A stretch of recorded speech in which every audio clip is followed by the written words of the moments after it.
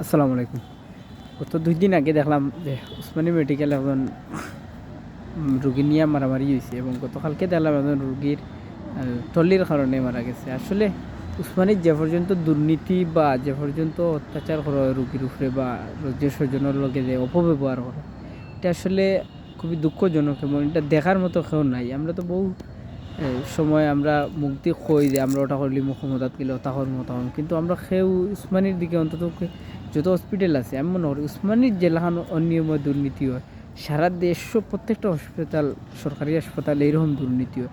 ও আটবার লগে আপনি তো মারতেও পারতা না, কারণ এ তো ইনর প্রধানমন্ত্রীর মনে হয় তার গেছে যে আমি দেশের প্রধানমন্ত্রী আমার লোক মারতা গেছে, এরকম অবস্থা।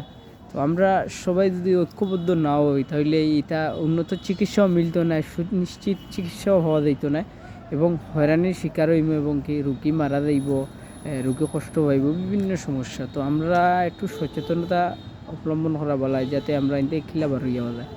তো সচেতন যারা এটা উদ্যোগ নেওয়া দরকার, আমি মনে করি যেটা যে এখান থেকে আমরা দুর্নীতিমুক্ত হইতাম কিনা। ইনশাল্লাহ আগামীতে আমি কিছু দুর্নীতি তুলিয়া ধরবো যেগুলো বাস্তবতা বা প্রমাণস্বরূপ আমি হওয়ার চেষ্টা করবো। ইনশাল্লাহ আগামীতে ভিডিও দিমু উসমানী মেডিকেল নিয়ে যে কিতা দুর্নীতি হয়, কোন অপশনও গেলে কিলান দুর্নীতি পাইবা আপনি।